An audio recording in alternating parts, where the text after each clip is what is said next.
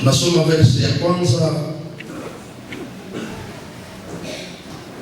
tunashuka kidogo pale chini, tutaruka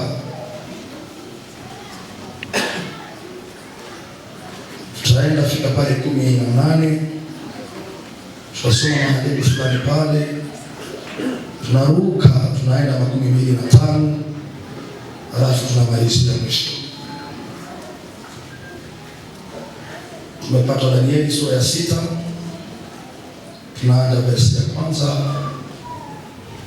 Diakoni watakuwa wakiwekea ndege moja hapo mbele ambayo itachukua bahasha zote za waamini, na pia mtaniandalia bahasha zingine ambazo mfalme mfalme ishi milele yake, na amefunga vinywa vya nini vya simba, nao hawakuniumiza, kwa sababu sikuonekana na kosa mbele yake na mbele yako vile vile, mfalme. 25.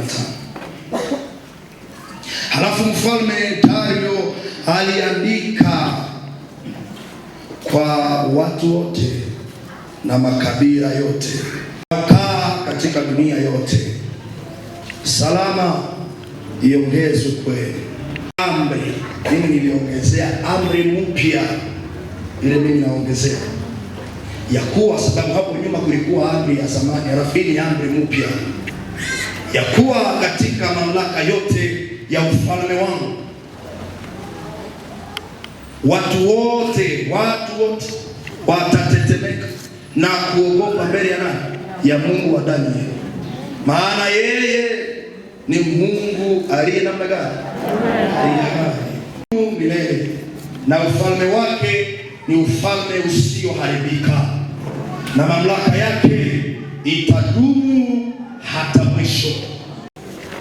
Anaponyesha na kuokoa, anatenda alama na maajabu mbinguni na wapi? Aliyeponyesha Danieli na nguvu za simba, hivi Danieli akafanya nini kanisa? Akastawi katika utawala wa watu wote wa Dario na katika utawala wote wa Kiro Mpersi.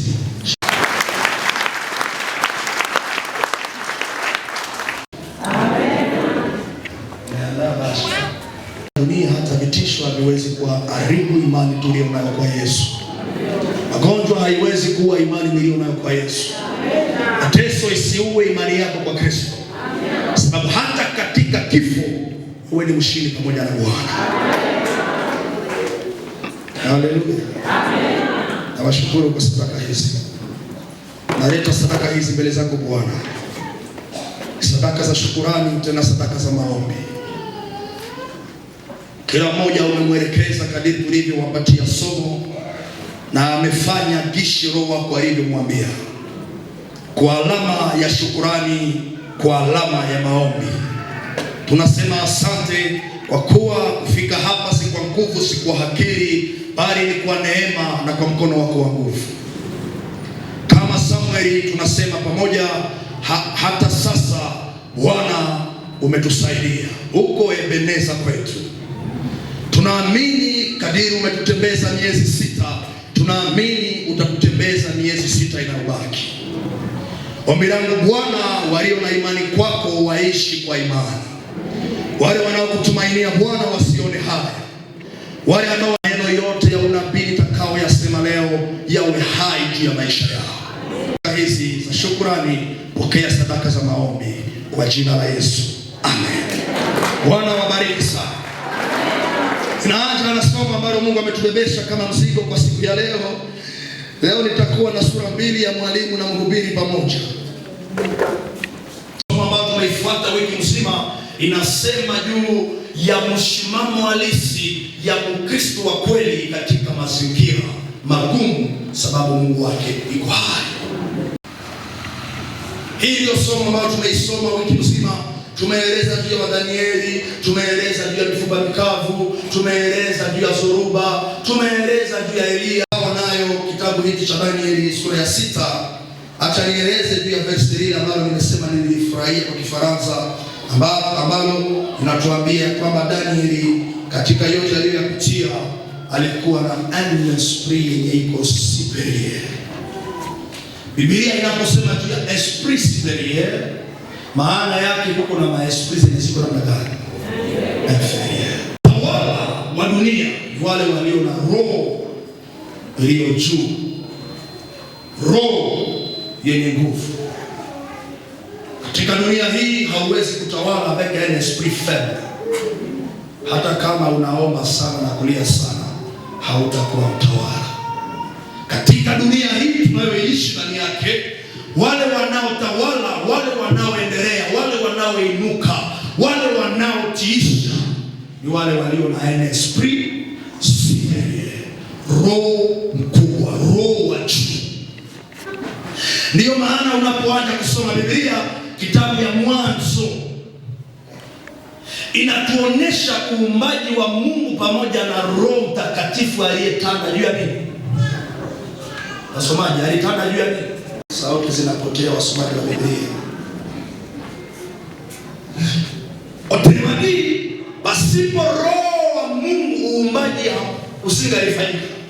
Hauwezi weza kuumba pasipo Roho mkubwa. Hauwezi weza kutiisha pasipo Roho mkubwa. Na katika roho kubwa kuna roho aina mbili. Kuna roho wa shetani na kuna roho wa Mungu. Patie masikio vizuri. Katika dunia hii unayoishi ndani yake, ukiona mtu ameinuka, amekuwa mwenye sifa, ama biashara imeendelea, kuko milango mbili, hakuna tatu. Iko na esprit superieur ya Mungu ambao tunaita Roho Mtakatifu, ama ana roho ya Beliali pamoja naye. Ndiyo maana hata mtu anaweza kuwa mpagani, lakini akiwa na roho mkubwa wa shetani ndani yake, anaweza kutawala, anaweza kuendelea, anaweza kutembeza viwete, anaweza kufufua na wafu, anaweza kuhubiri na maesprit faible zote zikabarikiwa, anaweza fika hata kanisani.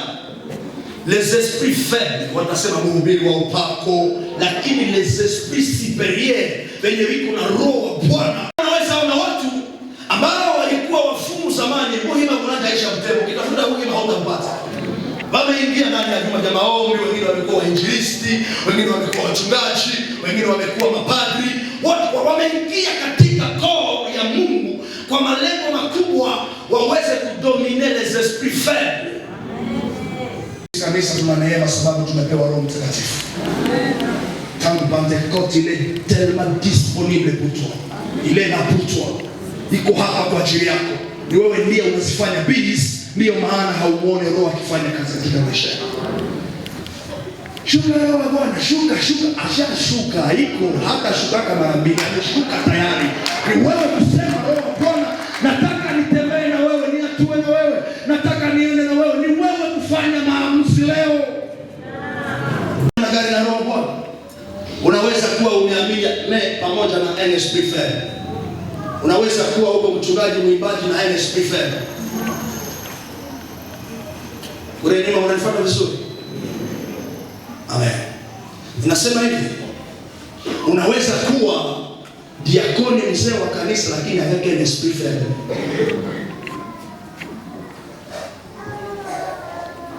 Na unasema imeandikwa kama Danieli alivyoshinda nami nitashinda. Hapana. Haiko hivi ndivyo wanashinda kwa kuongea. Wanashinda kwa kutenda. Kwa kutenda, hawashindi kwa kuongea.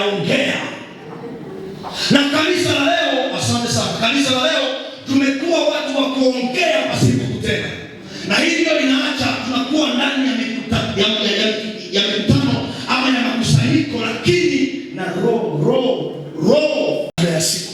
Endelea kutafuta Bwana siku baada ya siku. Endelea kujikaza, kujitaabisha, umpendeze Bwana siku baada ya siku. Roho ambaye Bwana anatawala maisha yako. Unasoma Biblia mara ngapi kwa siku?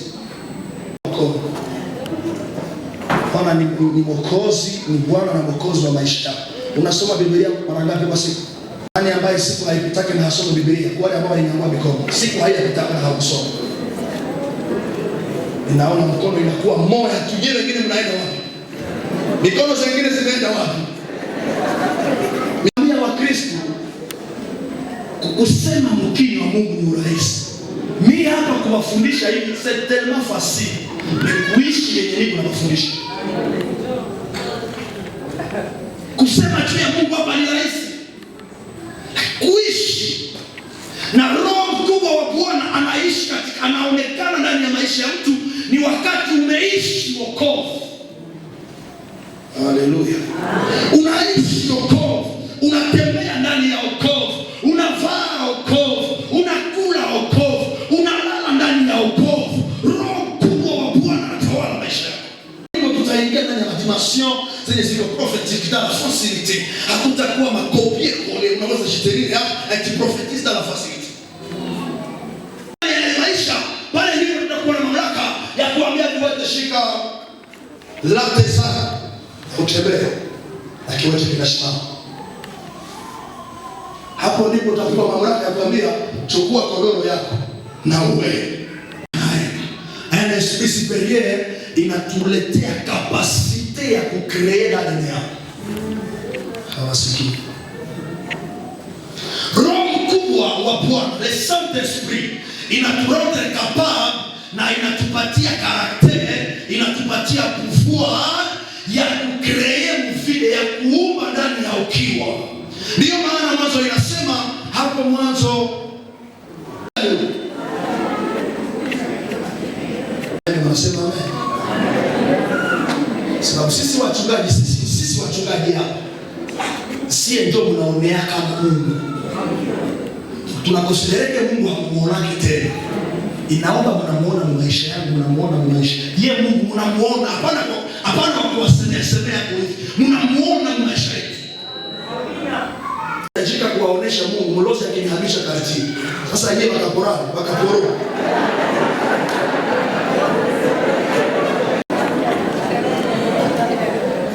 Sije wanawahamisha dunia, wanakunika usiku na kufa asubuhi.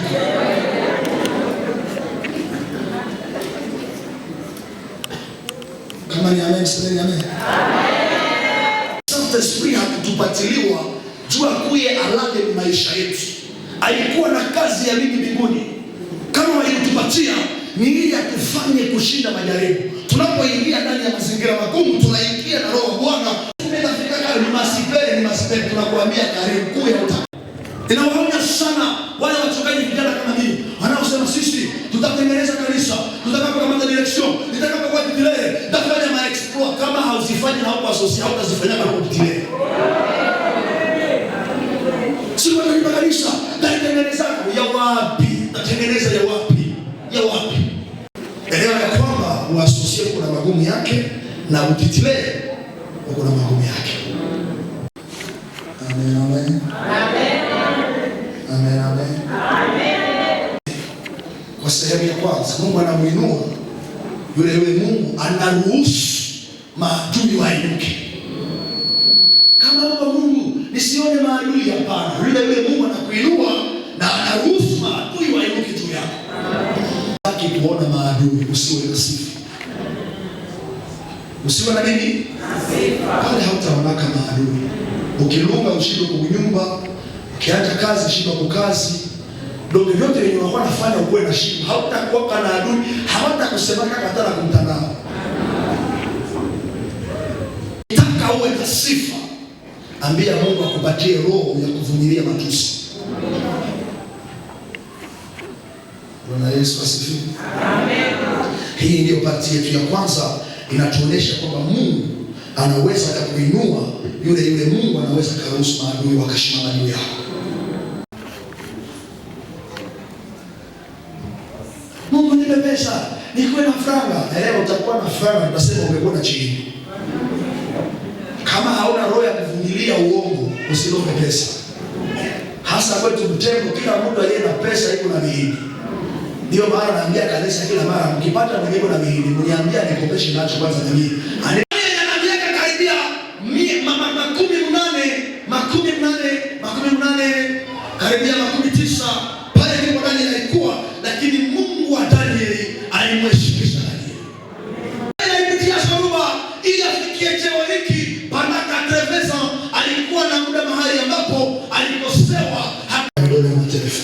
vidole ma telefoni kuangalia hata nika telefoni ka $30. Hauna haya.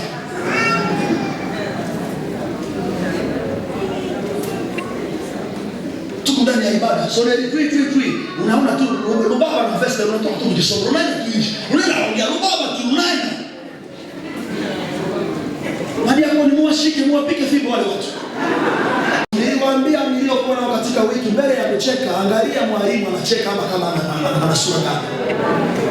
Ukiwa unaona mtoto anacheka alijichiru ule mtu.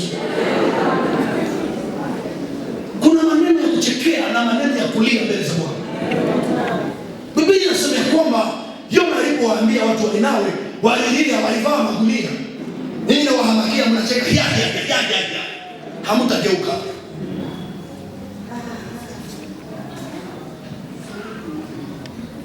Ikiwa maneno ya Mungu inaomba serious, sawa.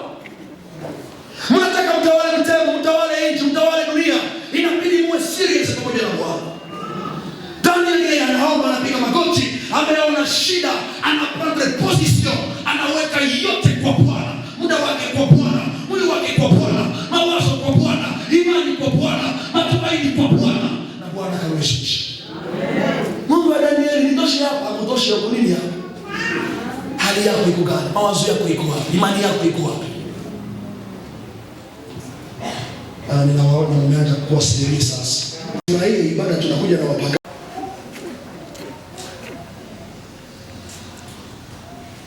Wakamshika Danieli wakampeleka. Wakamtuma ndani ya pango la simba. Mungu hakuachilia, hakusema Danieli hautafika ndani ya pango la simba. Mungu alimwacha Danieli akaingia ndani ya pango la simba. Magumu gani unayoyapitia mpaka unaanza kujihisi Mungu amekuacha? Watu wamchukie, alikubali watu wampangie mabaya, hakuwaua hata, akaandika juu yake, mfalme akakubali, hata kama hakujua ni Danieli wanatafuta, akakubali, Mungu akakubali wamshike Danieli, hakuwapika upofu, shualena kingemelele akamwona jinsi kwa naabudu.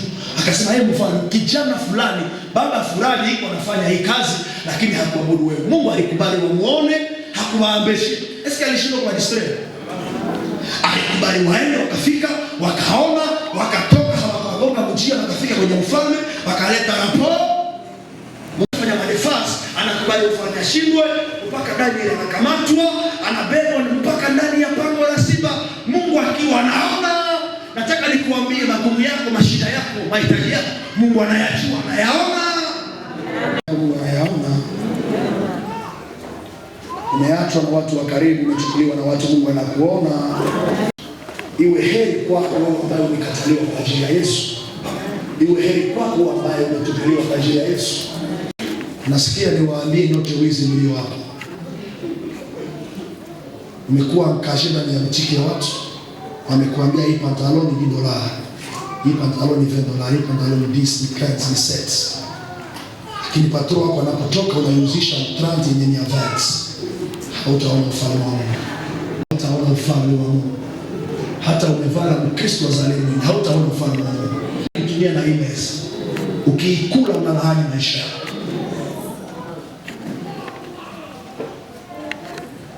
Mbona waseme amen? Amen inatokea tu hapa mbele. Kule nyuma kote amen imepotea. Na amen hapa inaanza kupunguka. Kopesha haiko vibaya. Kuwa kusema kweli, niambie nipe unga, nitakapobarikiwa nitakuletea. Sasa utapata umepata disi wewe, utakuwa umepata $1. Ikishaenea sasa leo wanakuita, unaenda kutaka kudekosha telefoni. Wangapi mko huko mdekosha kama telefoni za watu wamezikosha? Uende uzilipe. Ukikufa na hizo deni, hata serikali iweke hapa jehanamu nyingine.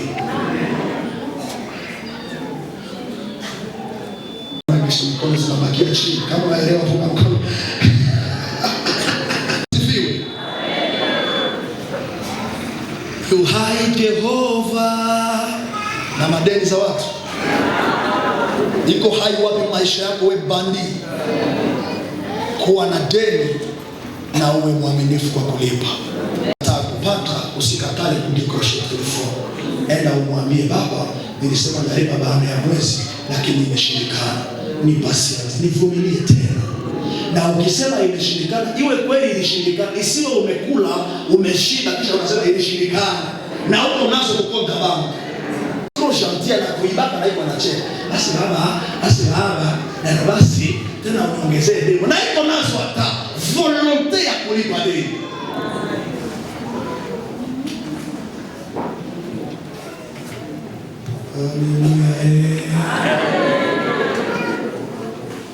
Akaingia ndani ya pango la simba na Mungu akamwokoa ndani ya pango la simba. Alimwokoa namna gani? Alimwokoa kwa malengo na makusudi. Aliokoa Danieli ndani ya pango la simba ili aweze kumheshimisha Danieli naye apokee sifa ndani ya maisha ya Danieli. Alimwokoa Danieli haikuwa mzaha, ni ili hata leo ni kuhubiri ya kwamba Mungu ana uwezo ya kuokoa mtu toka shimo ya simba wenye njaa kali. Ngumu kwetu kuona shimo ya simba, lakini tuna simba kwa hali tofauti. Kwa magonjwa, Mungu anaweza kukuokoa na magonjwa.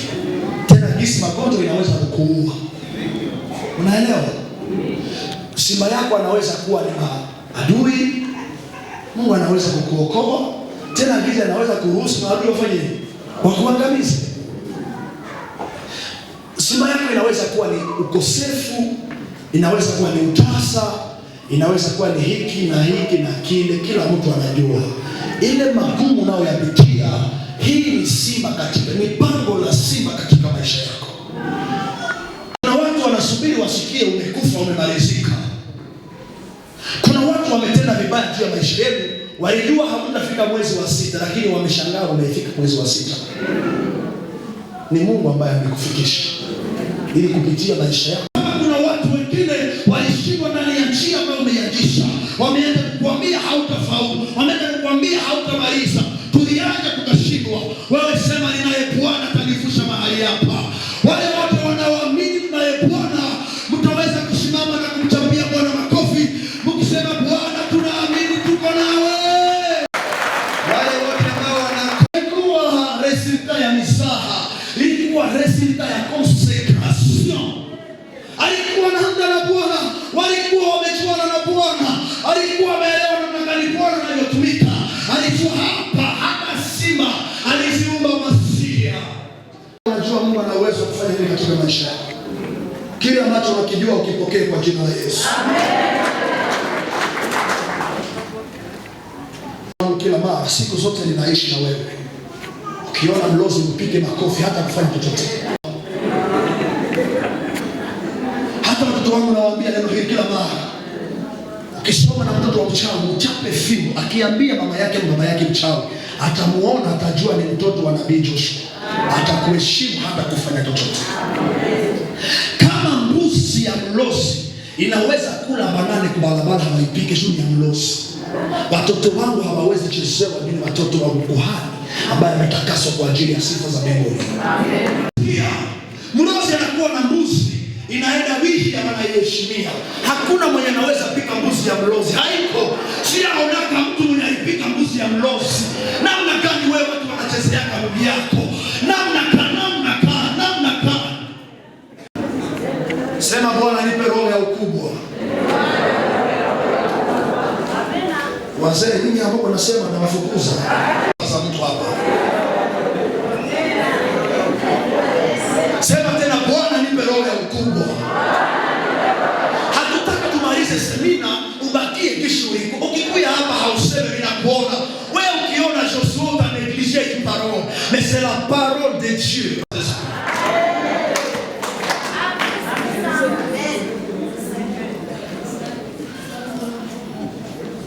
Kiwahubiri na ujasiri najua kipi nakisema. Nimekataa kufanya mikutano sasa impact. Inabidi na wewe ukatae kuishi bila impact. Sema nakataa. Unaishi tu na hakuna chenye unafikia kwa dunia. Hakuna chenye dunia inakuiga. Hakuna chenye dunia inakutamani yako. Hauna hacho na unaishi kwa star. Sema tena nakataa. Mungu aliingia na Danieli.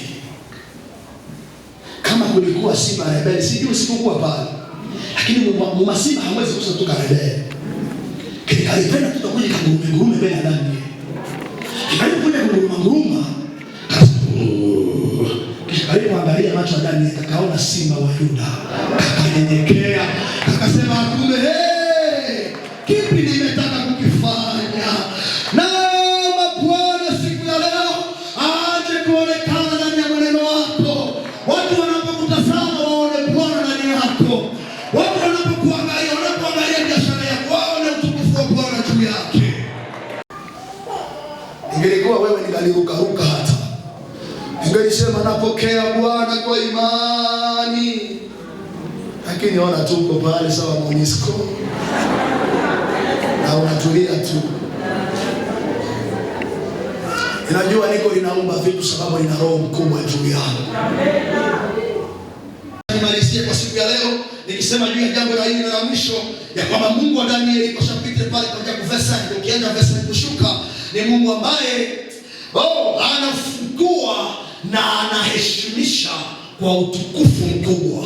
Anafungua na anaheshimisha kwa utukufu wa milele.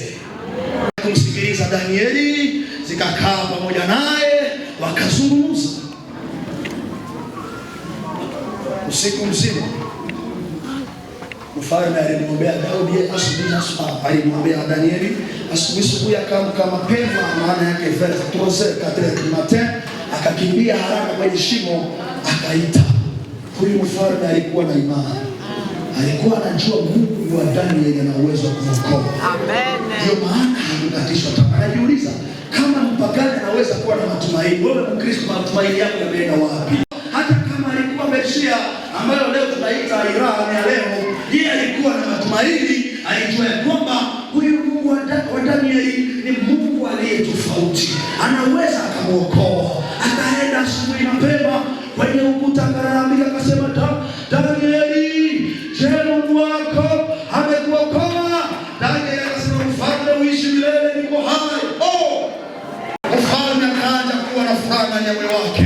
Akasema, Danieli, toka nje, na wale wote waliokutamkia mabaya watatupwa ndani, na wake zao na watoto wao na wale wote walio nyuma yao wote wakatupwa ndani ya pango la simba.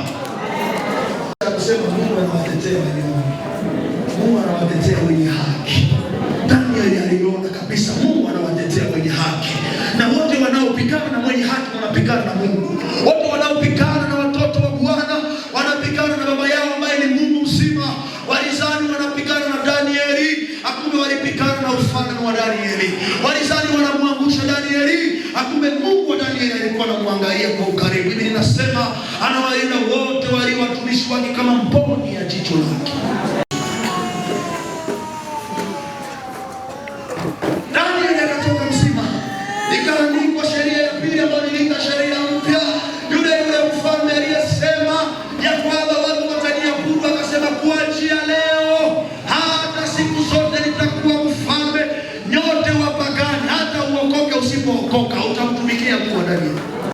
Mkazi wanakutia kutoa mabongo bafu, unaacha unakatala majisomo, unaacha unasema kwa Mungu haiko hai. Danieli alijua Mungu wake yuko hai. Mataifa yote ikajua Mungu wa Danieli yuko hai. Tuangalie namna gani mfalme aliyodetaye, na hapo nitakuwa nafunga Biblia ile leso hii za kiroho, hakuna tena muda ya kuambia nazo, siku nitarudi hapa nitaanjia pale. Mfalme akaanza sema, Mungu wa Danieli yuko hai, yuko mwenye nguvu, mwenye mamlaka, anayetenda maajabu. Mfalme ndiye anaimba wimbo mpya. Nilienda mosque, nikaenda naomba na wale watu. Nilipoingia walinijua siko Muislamu sababu nilijifanana katikati yao. Na sisi wapagani wanakuja wanatufanana. Tunaikana nao tunafanana. Upagani anatoka na telefoni na Mkristo anatoka na telefoni. Upagani anamanipulia telefoni na Mkristo anamanipulia telefoni. Tunafanana sote. Kipata neema, anafika hapa ajikute ya kwamba tuko tofauti naye. Yule mtu ambaye hana Mungu, yule mtu ambaye hamtumainie Mungu, akiishi na wewe ajikutanishi hakika kuna mabadiliko, kuna vitu ambavyo unavyo ambavyo yeye hana. Haleluya. Amen. Mungu wa Danieli ni Mungu wa Danieli aishi milele. Mungu wa Danieli anayetawala. Mungu wa Danieli mwenye uwezo. Mungu wa Danieli anayeokoa. Mungu wa Danieli, mfalme alimtapa, alimteta yeye Mungu wa Danieli. Maombi yangu nikimaliza somo ya leo, Mungu wako ajulikane katika mtego. Mungu wako ajulikane katika mliki, katika pondo. Mungu wako haunipi hata ameni hauamini wewe. Mimi Mungu wangu ajulikane katika mtego. Mungu wa Joshua ajulikane hata katika jamaa lako. Mungu wangu ajulikane ndani ya kazi yako. Mungu wangu ajulikane ndani ya nchi nzima. Mungu wangu ajulikane mahali pote. Nikisema Mungu wako ajulikane haunipi ameni. Mimi nina haja sana Mungu wangu ajulikane. Iwe kiu yako, Mungu wako ajulikane. Katika yote unayoyafanya, iwe kiu ya haja ya moyo wako, Mungu wangu ajulikane. Baada ya miaka 3, miaka 4, vizazi vinavyokuja vinaweza kusema Mungu wa fulani sio makosa. Ukionekana una Mungu, vizazi watakuwa wanakufanya kuwa reference. Wanaweza sema Mungu wa mama fulani ndiye Mungu, pamoja na Mungu wako. Amen. Na Mungu awabariki.